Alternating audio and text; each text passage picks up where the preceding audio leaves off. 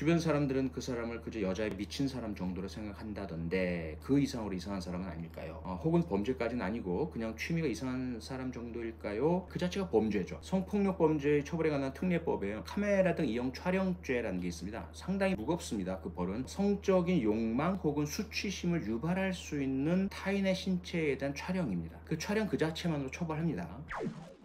두 번째 사연 주신 분은요, 텔레비전 프로그램 보다가 프로에 나온 사연 때문에 글을 주셨다고 했습니다. 어떤 사연이었냐 하면, 남자친구가 사진 동호회인데 어느 날 집에 가서 보니까 여자들의 증명사진이 잔뜩 있는 걸 보고 다 뭐냐고 물어보니까 그동안 알고 지낸 친구들이다 하더래요. 증명사진은 전부 여자였고요. 그러다가 이상한 걸 여자친구분이 찾았는데 그동안 만난 여자들의 사진 폴더가 있었고요. 그 폴더 구분이 이름이 아니고 신체 부위별로 구분되어 있더래요. 다리, 발목 등등 이런 신체 부위별로 자신이 찍은 전 여친이나 여사친들 사진을 모아놨더래요. 그래서 그 남자에게 물어보니까 그게 자신이 추억하는 방식이고 인생의 기록이라고 했다고 합니다. 자신의 사진도 있었는데 도찰한 사진이 있었다고 합니다. 이 자신이란 건 여성분이죠. 여성분 자신의 사진도 발견했는데 자기가 몰랐던 몰래 촬영한 도찰한 사진이 있었다라는 거죠. 그래서 너무 무섭기도 하고 찜찜해서 이별을 고민하던 그런 사연이었다라는 말씀이신데, 궁금하신 건 이 사연자분이 누가 봐도 이상한 걸 알겠는데 이런 사람이 더 발전해서 범죄로 이어지기도 할까요? 라는 그런 우려이셨습니다. 주변 사람들은 그 사람을 그저 여자에 미친 사람 정도로 생각한다던데 그 이상으로 이상한 사람은 아닐까요? 혹은 범죄까지는 아니고 그냥 취미가 이상한 사람 정도일까요? 라는 그런 질문이신데요.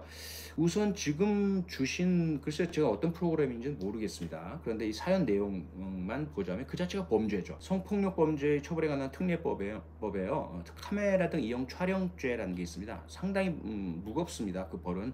그게 어떤 그 벌이냐면, 성적인 욕망 혹은 수치심을 유발할 수 있는 타인의 신체에 대한 촬영입니다. 그 촬영 그 자체만으로 처벌합니다. 그 형량이요, 7년 이하의 징역 혹은 5천만 원 이하의 벌금형에 처해지고요. 만약에 그러한 다른 사람의 신체 부위를 촬영을 해서 돈을 벌 목적으로 팔거나 이 게시해서 돈 받는 거 있지 않습니까? 그 목적으로, 영리 목적으로 촬영할 경우에는 더 강합니다. 3년 이상의 징역형. 이거 벌금형도 없어요. 무조건 징역형이 선고되는 무거운 형벌이고요. 누군가가 그런 타인의 그 도찰한 신체 사진을 구입하거나 저장하거나 다운로드 받기만 해도 3년 이하의 징역 혹은 3천만 원 이하의 벌금에 처해지는 범죄 행위입니다. 지금 말씀해 준 내용이 사실이라면 범죄 행위고요. 피해자께서 고소를 하시면 아마 수사 들어가고 압수수색되고 저장되어 있는 모든 사진들 파악을 해서 아마 처벌받을 가능성이 대단히 높다라고 생각이 듭니다. 글쎄, 그런데 이제 문제는 여기서 그 남자가 버젓이 그걸 부끄러워하지도 않고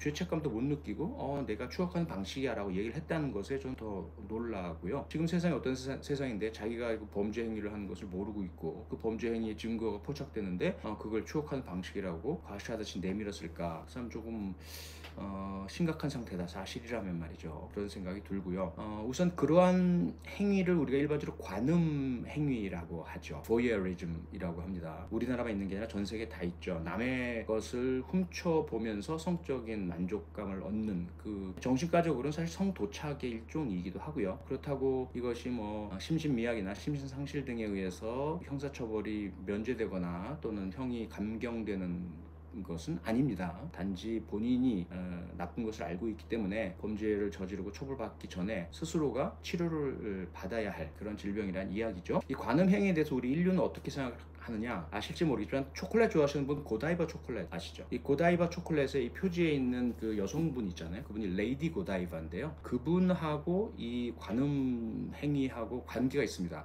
11세기 영국의 코벤트리 지역에서 영주의 부인이 레이디 고다이바였는데요.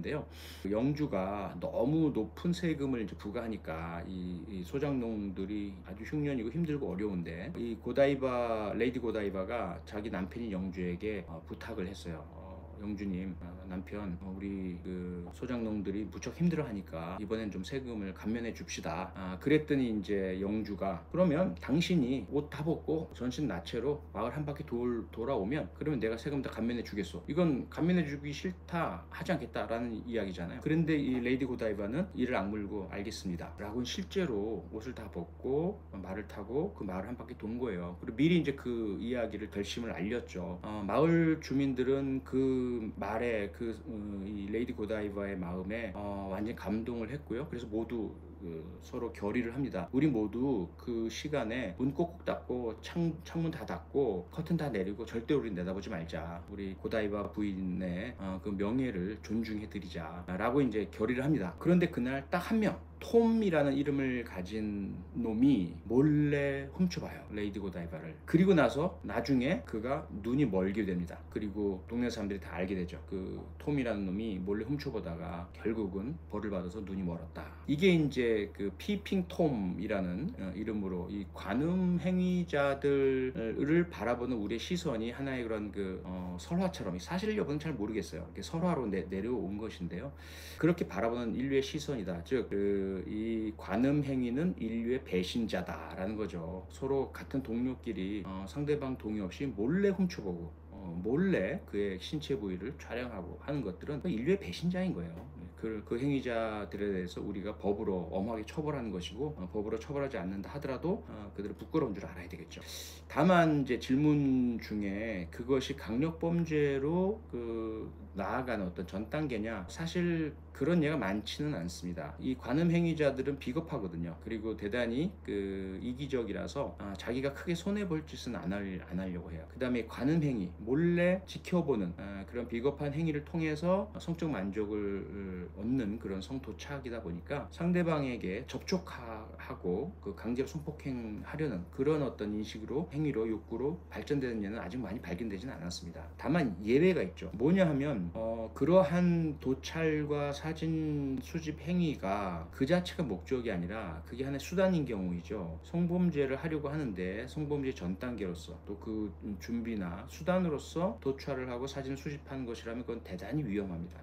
그 다음에 행위로 나아갈 가능성이 큰 거겠죠. 지금 사연자분이 주신 그 텔레비전 프로그램에 나왔던 사연은 그런 이제 수단은 아니었던 것 같고요. 왜냐하면 감추려고 하지 않았으니까. 본인 스스로가 그것을 이렇게 거의 공개적으로 여자친구에게 보일 정도고 그걸 숨기려 하지 않고, 그렇다 보니까 그는 관음증 환자가 아닐까. 그리고 관음행위, 범죄자죠. 카메라 등 이용 촬영죄, 처벌받고 치료받고 개선하지 않으면 정상적인 이성관계는 불가능할 것으로 생각이 듭니다. 상대방을 동등한 인격체로 보는 게 아니잖아요. 상대방을 단지 성적인 수단, 대상으로만 보고 있고 신체 부위 하나하나를 별도로 해당되는 자기가 만났던 여성의 신체 부위만을 특정해서 생각한다? 그건 사람으로 보는 게 아니죠. 그런 잘못된 인식은 치료받고 교육받아서 반드시 고쳐져야 합니다.